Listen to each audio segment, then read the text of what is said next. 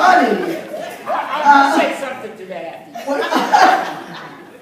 So the question is, do we preach, ought we preach around these, you're calling them taboo subjects? And my answer is, the first thing we have to quit doing is calling them taboo subjects. Yes. This is life.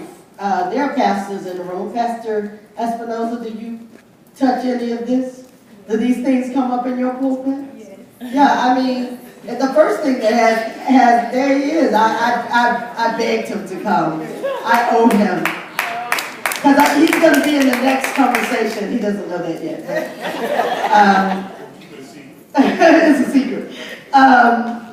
But the first thing is the preacher has to decide these are not taboo questions.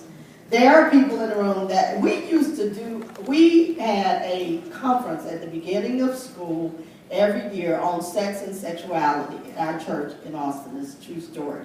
And from the littlest child to the oldest adult, we had age-appropriate conversation around sex, around your body, around people touching your body inappropriately, around who to talk to if somebody touched you inappropriately, and that if somebody told you not to tell, that's the thing you told, that if it's your mama, your daddy, that didn't excuse it. I mean, we did a conference around this almost every year around sex and sexuality.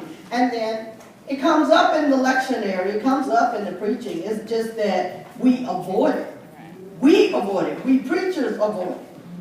Because we don't want to talk about it.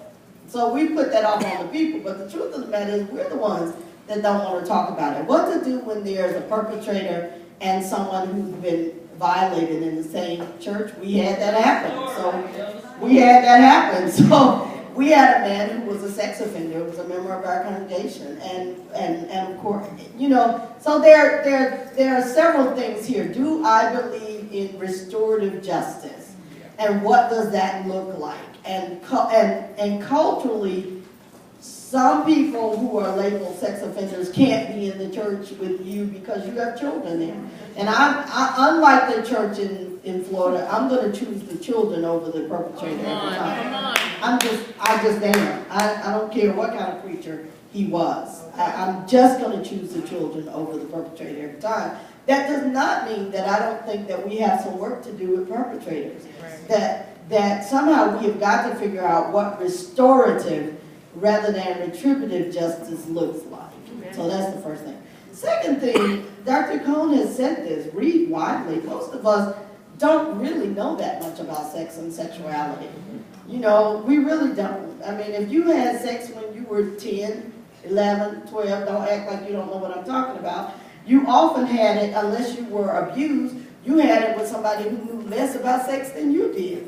Y'all were just doing what you saw on TV or on some movie, and it wasn't good sex, oftentimes.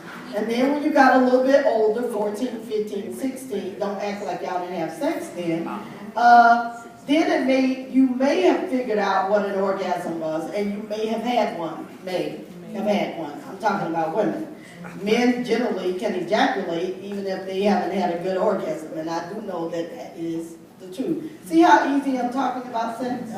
You know what a penis is by now? You know what a vagina is? Ain't no JJ, no stick, no whatever.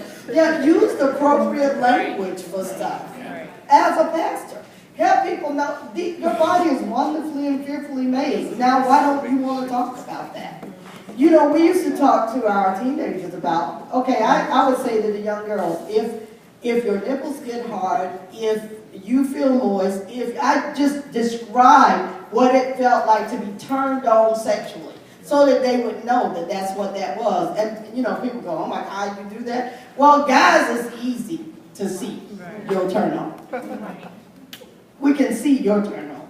Some girls don't know what's happening in their bodies. And so we tell them, this is what's happening in your body. And then I had to train young men, which is, let me just say this. I don't even want to put it in this binary term. I had to explain to people, if somebody says no to you, even if their body seems to be saying yes to you, no is what they're saying to you. Take the no out of their mouth, not the yes out of their body. You ask me how the preacher ought to talk about it. This is how you talk about it. You talk about it as if it's the most natural thing in the world for us to be sexual creatures, because we are. Ain't nobody in here, even the most asexual person, and I will allow that there are asexual people who are not easily aroused, but even the most asexual person know what arousal is. Know what it is. And I always say, a friend of mine helps me with this, it just means you're alive. Like if you can feel yourself sexually, if you can feel turned on, that just means you're alive. Now, what you gonna do with all that aliveness is a whole nother conversation.